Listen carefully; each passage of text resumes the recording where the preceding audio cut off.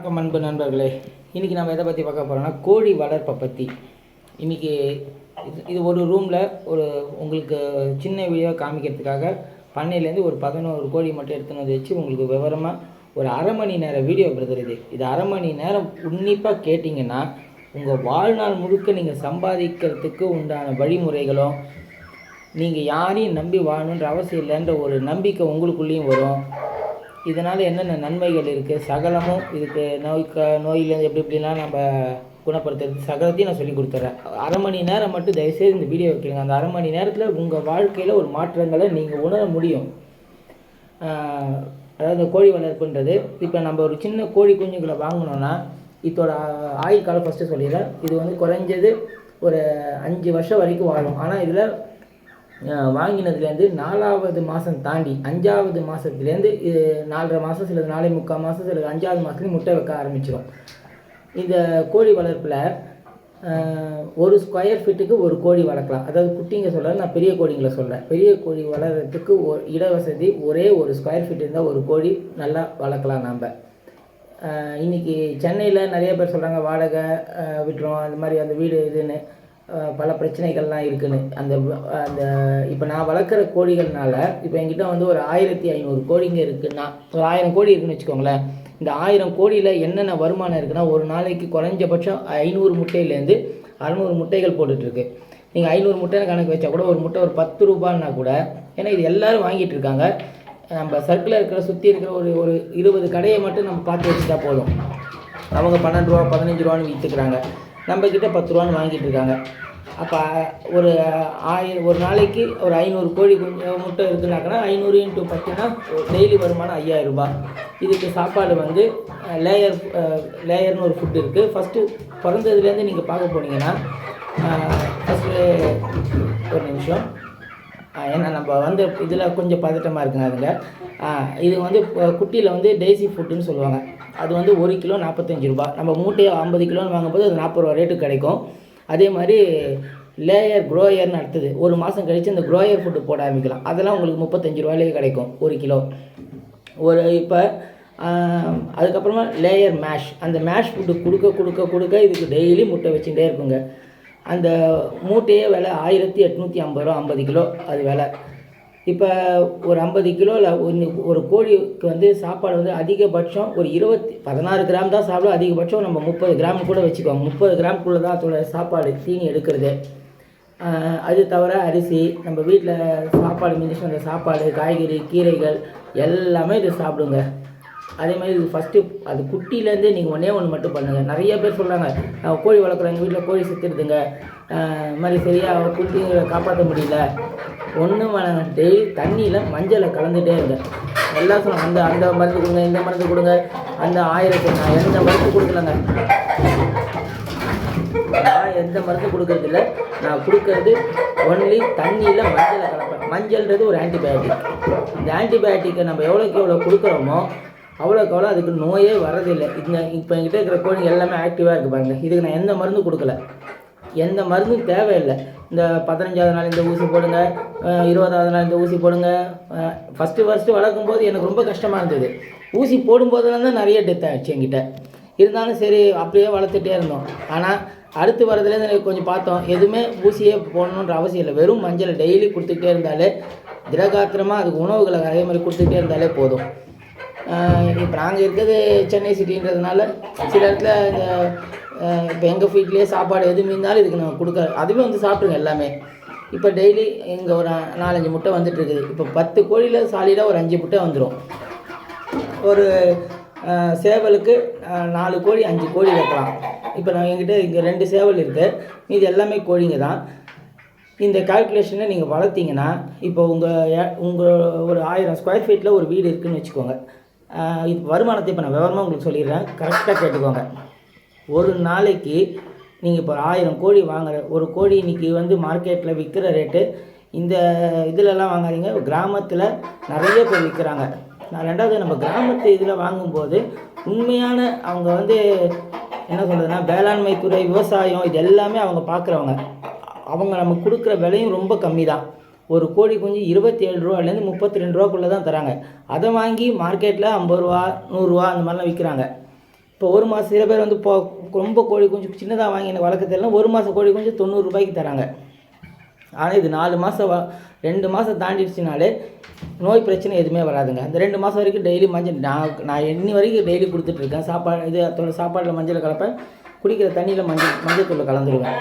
Original மஞ்சளை கலங்க. அதுலேயும் இப்போ நிறையா கெமிக்கல்லாம் இருக்குது. நம்ம மிஷினில் அரைச்சி வந்து மஞ்சள் கட்டி வாங்கி மிஷினில் அரைச்சிங்கன்னா ஒரிஜினல் மஞ்சள் கிடச்சிரும். அதை மட்டும் இதுங்க தண்ணியில் கலந்து வச்சுக்கிட்டே எந்த நோயும் வராது. இப்போ வருமானம்னு பார்த்தீங்கன்னா, இப்போ உங்கள்கிட்ட ஒரு 1000 கோழி குஞ்சை இப்போ நீங்கள் வளர்க்குறதுக்கு ஒரு நாளைக்கு அதான் சொன்னேன், ஒரு 30 கிராம் அதிகபட்ச சாப்பாடு செலவுன்னு வச்சிங்கன்னா 1000 கோழி குஞ்சுக்கு நீங்கள் பார்த்தீங்கன்னா குறைஞ்சது ஒரு நாளைக்கு ஒரு 30 கிலோ. இப்போ ஒரு மூட்டை வாங்கினீங்கன்னா 2 நாளைக்கு வரும் கண்டிப்பாக. ஒரு மூட்டையோட விலை 1850 ரூபா.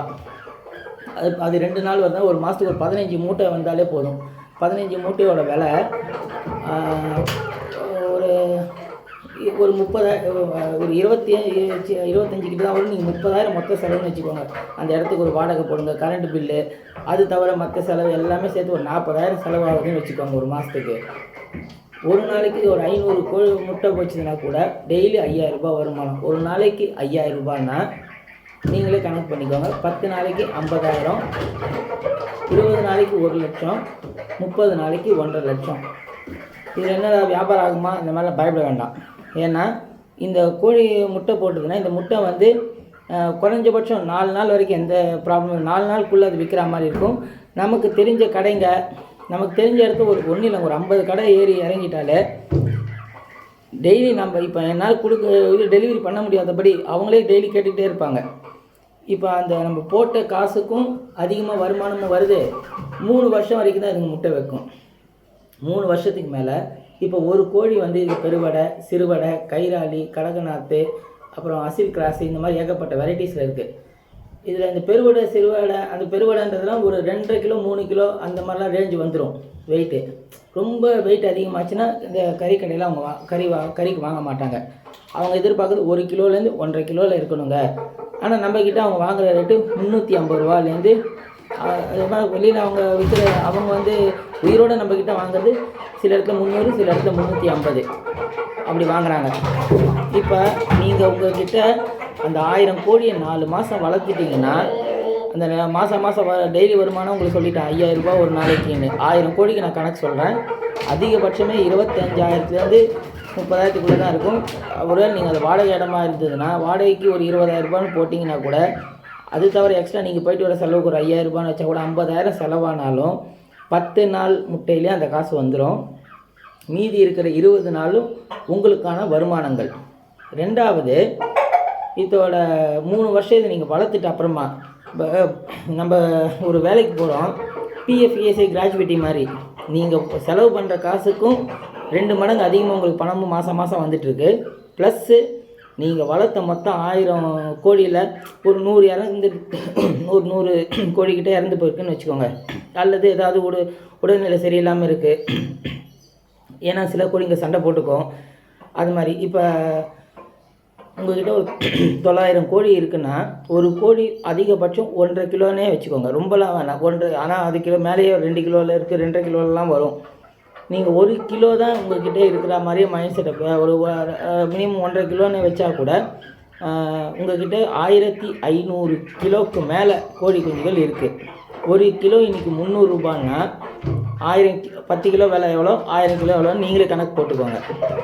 இது வந்து உங்களுக்கு ஒரு ரிட்டையர்மெண்ட் ஃபண்டு மாதிரி. உங்களுக்கு 3 வருஷத்துக்கு ஒரு வாட்டி தானாக அந்த பணம் வந்துகிட்டே இருக்கும். இந்த மாதிரி கோழிக்கறி எங்ககிட்ட கோழி உயிரோடு இருக்குங்க அப்படின்னு ஒரு 10 கடையில் சொல்லுங்கள். ரொம்ப கடையெல்லாம் வேணாம், உங்கள் ஏரியாவில் இருக்கிற ஒரு 10 கடையில். ஏன்னா அந்த கடைக்காரங்க ஹோட்டலுக்கு சப்ளை பண்ணுறவங்க, அந்த ஹோட்டலில் டெய்லி ஒரு நாளைக்கு 50 கிலோ வேணும், 25 கிலோ வேணும், 75 கிலோ வேணும்னு ஆர்டர் கொடுப்பாங்க. அவங்க அந்த கோழியை அவங்க என்ன ரேட்டு கொடுக்குறாங்கன்றதெல்லாம் நீங்கள் இப்போ உங்கள்கிட்ட அவங்க 300 ரூபாய்க்கு வாங்குறாங்கன்னா கூட 10 கோழி 3000 ரூபாய் ஆகிடுது, 100 கோழி 30,000 ஆகிடுது. ஒரு கோழி 300 ரூபான்னா 10 கோழி 3000, 100 கோழி 30,000. இதே 1000 கோழி உங்கள்கிட்ட 1000 கிலோ இருந்ததுனாலே 3 லட்சம். உங்கள்கிட்ட 1500 கிலோ 4.5 லட்சம் ரூபாய் தனியாக ஒரு வருஷத்தில் 3 வருஷத்துக்கு ஒரு வாட்டி. இது வந்து உயிரோடு இருக்குது. இதில் பார்க்க போனீங்கன்னா, அதாவது ஒரு வார்த்தை ஒன்று சொல்லுவாங்க, கடைசி காலத்தில் அவங்கள நம்பி இவங்கள நம்பி இவங்களுக்கு வேலை செஞ்சு அவங்களுக்கு உண்மையாக இருந்து எத்தனையோ கஷ்டப்பட்டும் நான் எதையுமே எனக்குன்னு பண்ணுறதுக்கு இல்லையான்னு இதை வந்து நிறைய பேர் சொல்லி நான் கேட்டேன். ஆனால் இப்போ ஒரு நம்ம தைரியமாக வாழலாம். எல்லாரையும் நம்பி வாழறதை விட ஒரு 20 கோழி என்கிட்ட இருந்தாலும் அது டெய்லி எனக்கு 100 200 பணம் கொடுத்துக்கிட்டே இருக்குது. யாரையும் நம்பி நம்ம இருக்கணும்னு அவசியம் இல்லை. அதே மாதிரி இப்போ அதோட வருமானம் டெய்லி மாதம் ஆனாலும் 1 லட்சம் கொடுத்துட்ருக்கு. இதுங்க போகச்சே கூட மொத்தமாக ஒரு 4.5 லட்சம் ரூபாய் பணமும் நம்ம கையில் கொடுக்குது. நீங்கள் கால்குலேட் பண்ணிங்கன்னா ஒரு வருஷத்துக்கு 12 லட்சம் ரூபாய் முட்டையில் மட்டும் வருமானம் வருது. ப்ளஸ் இந்த கறிகளோட கணக்கில் ஒரு 4.5 லட்சம் ரூபாய் வருது.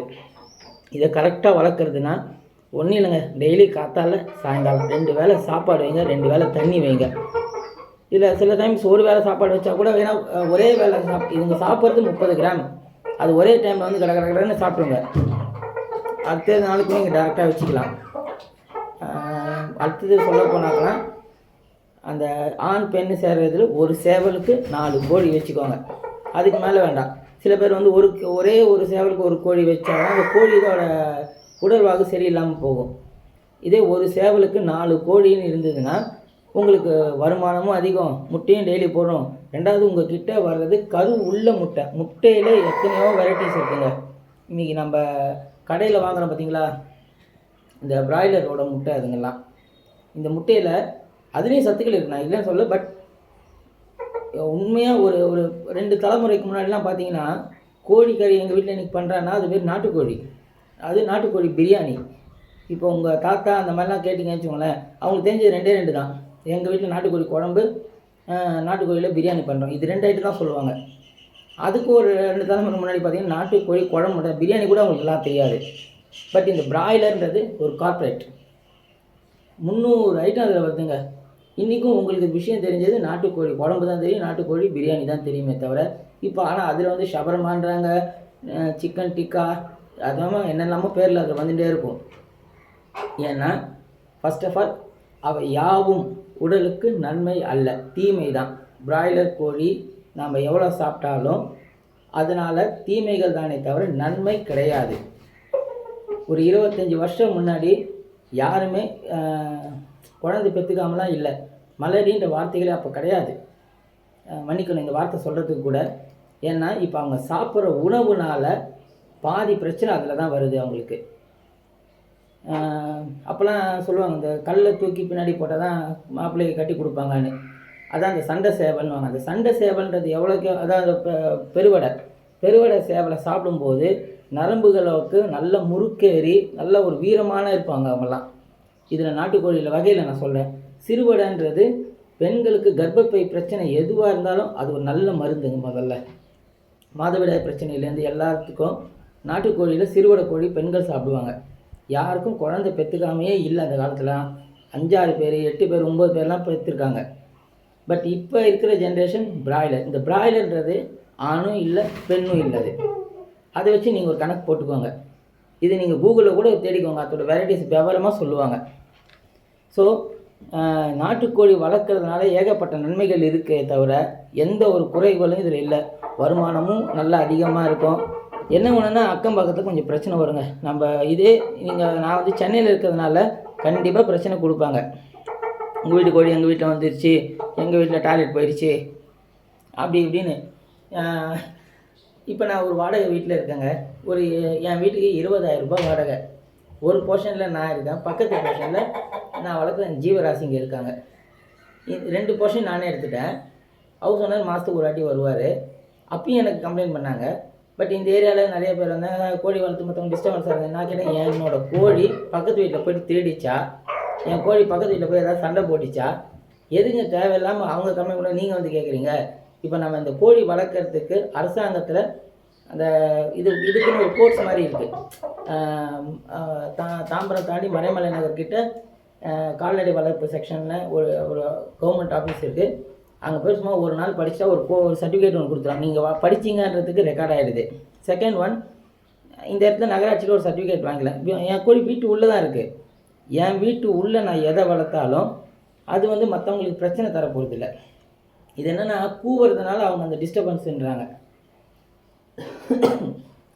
நீ சென்னையில் கோழி கூவுற சத்தம் அதான் சாரி இப்போ கூட கோழி தான் வருது, சேவல் கூவுற சத்தமே யாருக்கும் கேட்காது. ஒரு காலத்தில் இதெல்லாம் வந்து காத்தால எழுந்துக்கிறது அந்த மாதிரி இதை வச்சு இதை ஒரு வரலாறாக சொல்லியிருந்தாங்க. இன்னைக்கு வளர்க்குறவங்களுக்கு பிரச்சனை அவங்க வளர்கிறாங்களேன்றது இவங்க பக்கத்தில் அக்கம் பக்கத்தில் இருக்கிறவங்களோட மனசு கஷ்டம்தான் அது காரணமே தவிர.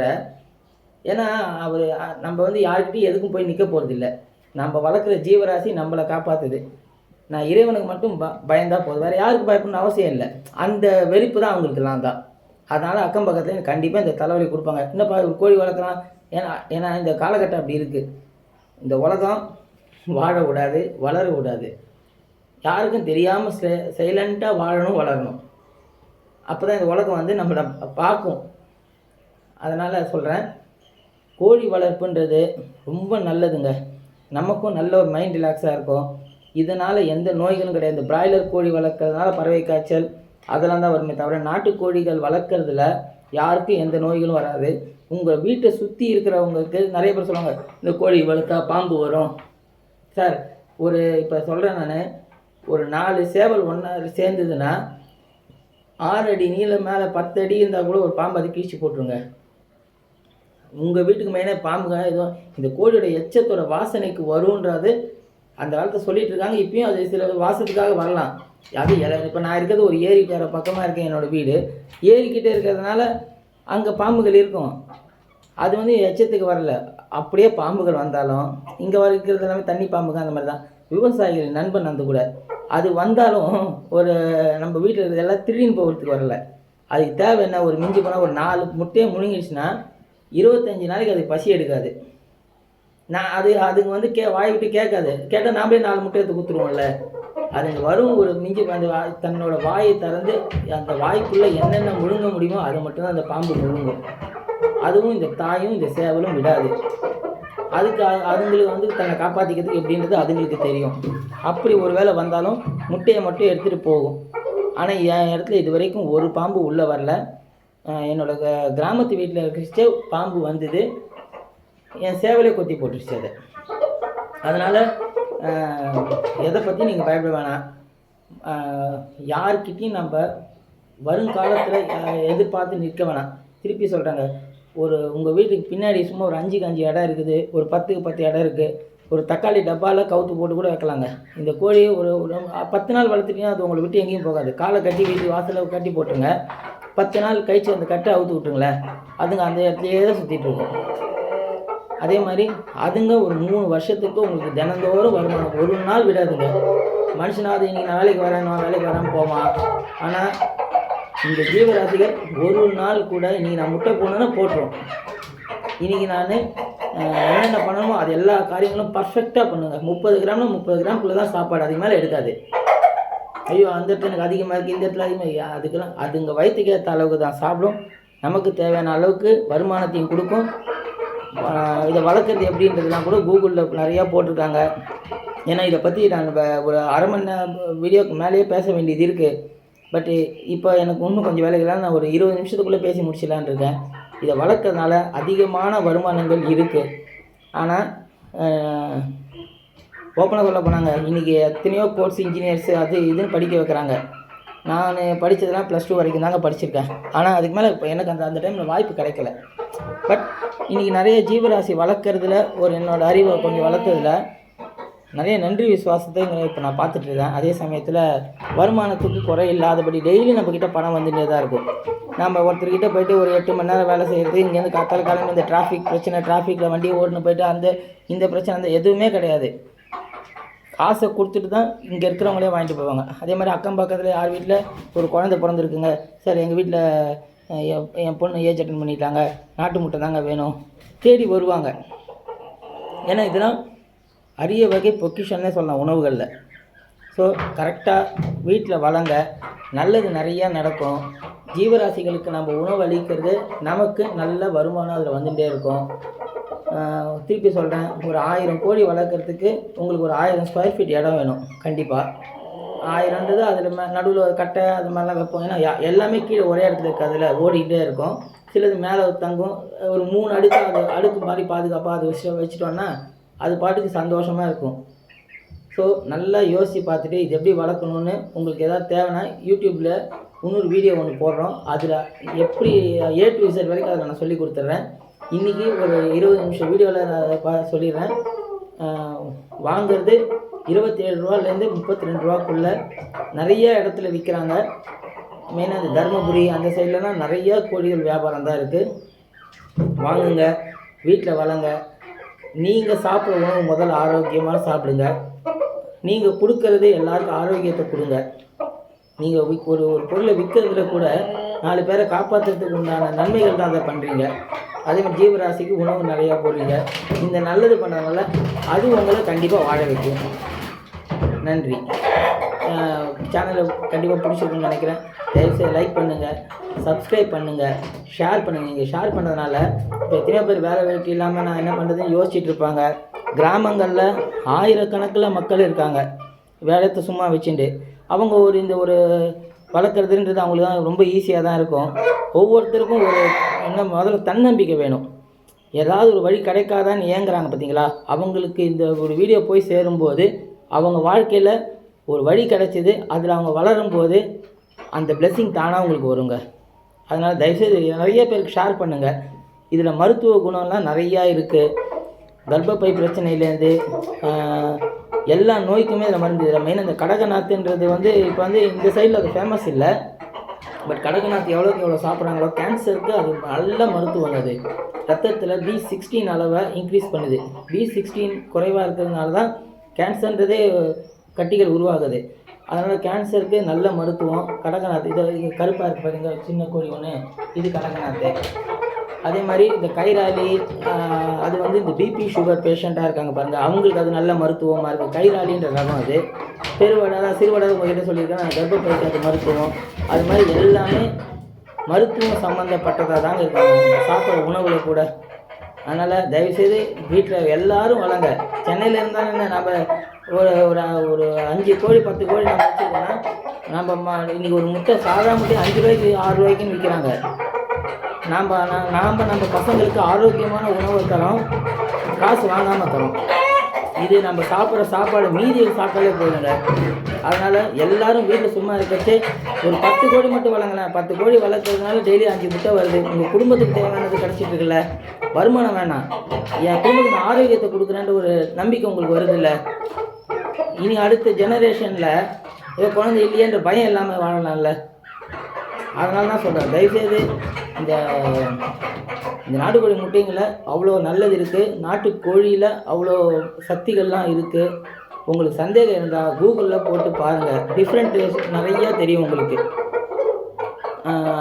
ரொம்ப நன்றி. தயவுசெய்து ஷேர் பண்ணுங்கள், சப்ஸ்கிரைப் பண்ணுங்கள், லைக் பண்ணுங்கள்.